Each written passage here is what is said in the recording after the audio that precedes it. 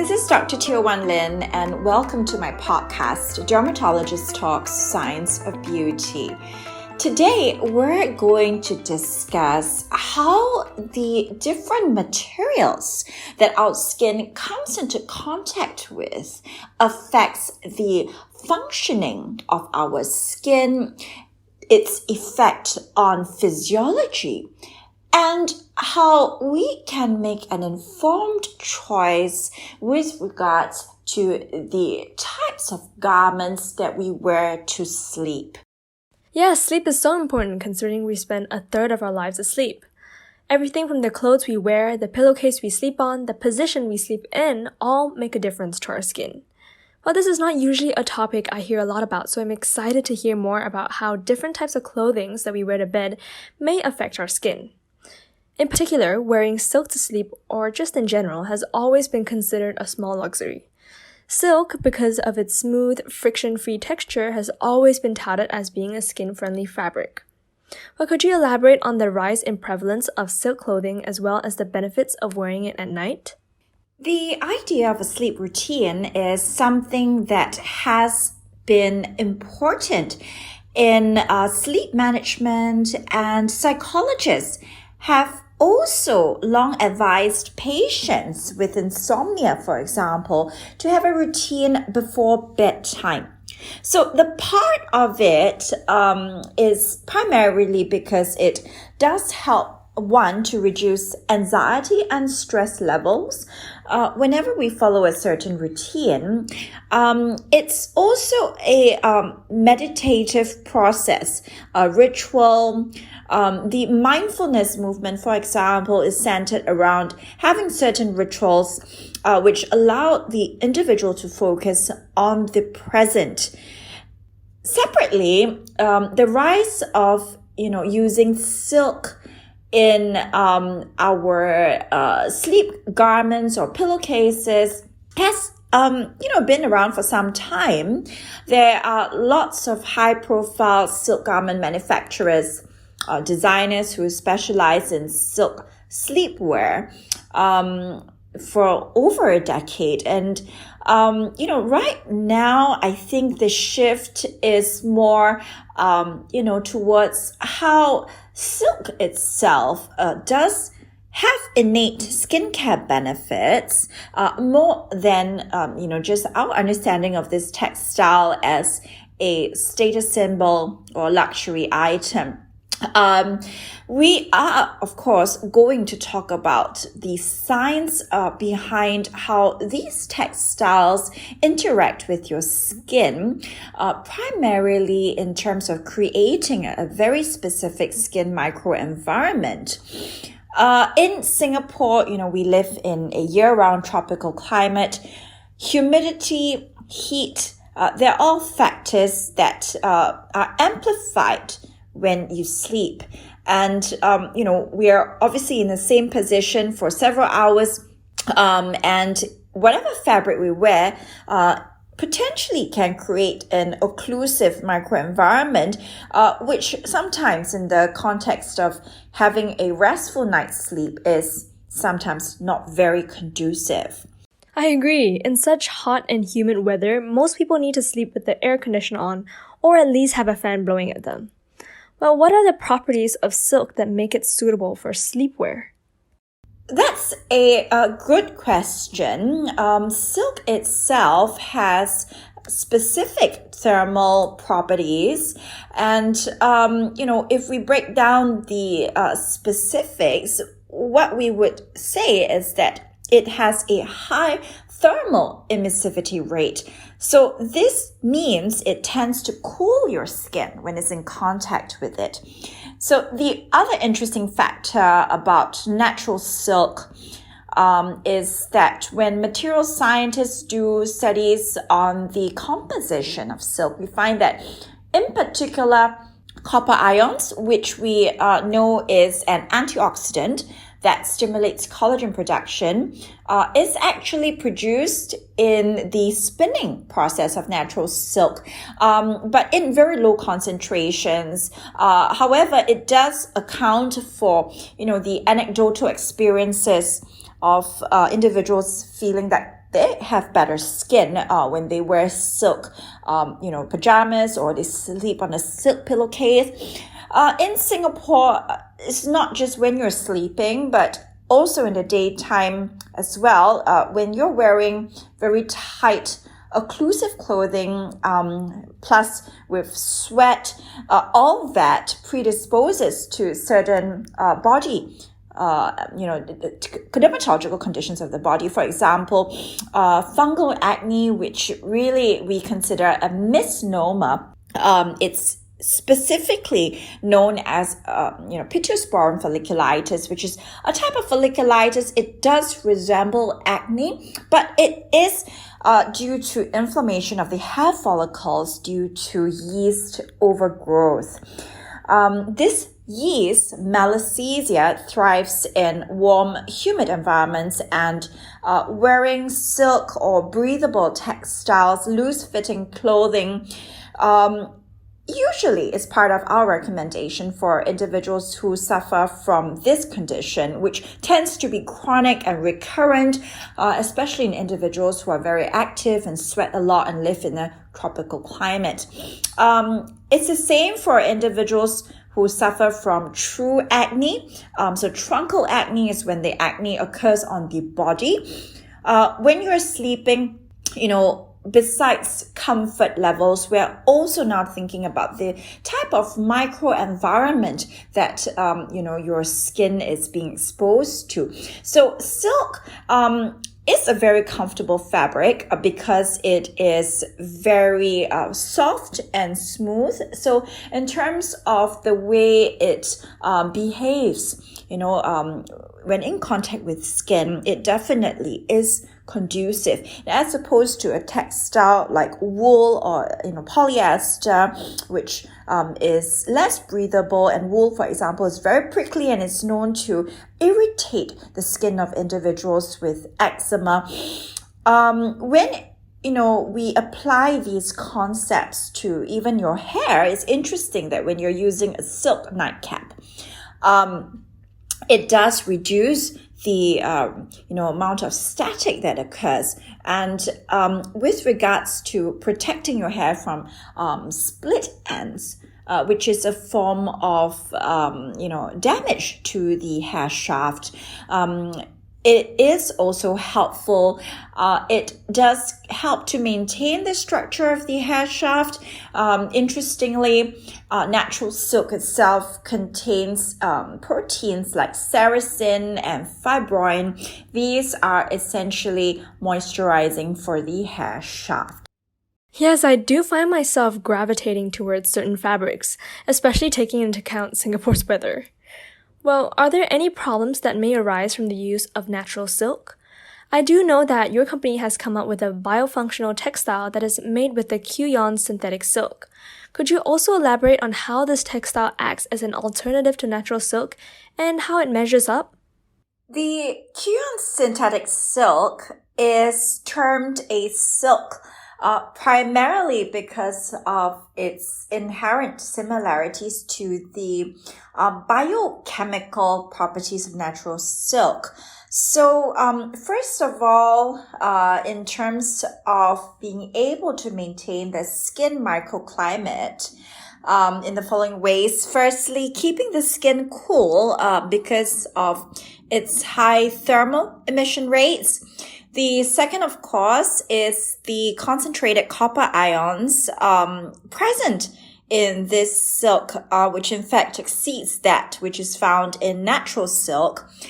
And finally, because we also want to increase awareness of the ethical issues involved in the use of natural silk products. Animal rights and welfare groups have pointed out that silkworms are actually boiled or gassed alive in the process of harvesting silk. And it has actually been demonstrated in our study of worms in general in the scientific community that they are able to feel pain. So part of the initiative of the biomaterials arm under my company, Dr. TWL Dermaceuticals, is also to create awareness of cruelty-free alternatives to textiles, which recreates this optimal skin microenvironment. We definitely want people to realize that there is a role for synthetic substitutes that are, in fact, superior to the original product. And the one thing that is evident in the use of natural silk, for example, versus silk alternatives, is that natural silk is certainly not the most durable fabric. And in fact, you actually have to dry clean it, or even when you try to hand wash it, a lot of care has to be taken, and that's in order for the garment to retain its luxurious aesthetic and also for the fibers not to disintegrate. So this is something which is very obvious when you try to, say, use natural silk in face masks. So in the context of the COVID-19 pandemic, which is a really bad idea, mainly because it's not durable, it's not water resistant, which is actually, the primary function of wearing a protective face mask, because you want to protect others from your biofluids. So it really has to be water resistant to a certain extent. Importantly, the use of this sort of terminology, synthetic silk or vegan silk, is partly to raise awareness of silk alternatives that recreate a beneficial skin microenvironment, which besides, skin cooling, there are additional textile cosmeceutical benefits, such as the stimulation of collagen production, and especially so when it can be increased, and made superior to natural silk itself, such as the increased concentration of copper nanoparticles present in the Qion's fabric, which has been integrated into the pillowcase as well as the fabric face mask. Those are good points indeed, because when we're choosing a textile, we should consider the purpose of how it's being used. In the context of a face mask, it's so important to have something that is water resistant and something that is durable enough to be washed often after each use. And yes, while silk is a natural and luxurious fabric, many overlook the environmental impact and ethical concerns of silk. It uses more fresh water, causes more water pollution, and emits more greenhouse gases than other fabrics. In that case, apart from the Qion's fabric, are there any other silk alternatives that offer the same or even more benefits of silk? Lyocilk is another silk alternative that we created from regenerated plant cellulose fibers for our day wear range, which has specifically thermal cooling properties. So both the Qion's and the Lyocilk textiles have the following properties which are beneficial for the skin microenvironment. First of all, a high thermal emissivity rate for infrared light so that it feels cool to the touch, which is an important factor when you are making sleep garments.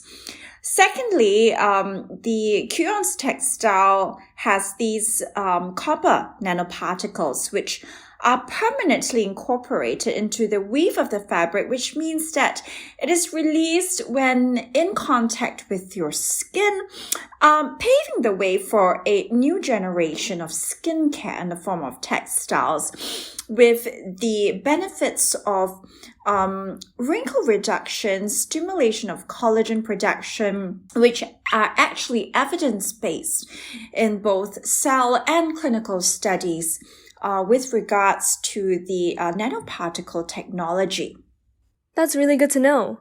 In this day and age, it is comforting to know that there are so many options and alternatives that we can choose from. You've mentioned briefly the skincare benefits of a biofunctional textile. Can you tell us more about how a textile can not only prevent irritation, but bring more benefits to the skin, kind of like a skincare product that we apply? Moving on to the benefits of textiles, I think that it is an important concept for us to appreciate that the skin, being a highly accessible organ, absorbs whatever is applied on it, which is the basis for our skincare routine and also why we, as dermatologists, prescribe topical medications. Increasingly, we are learning about the influence of the microbiome on skin diseases.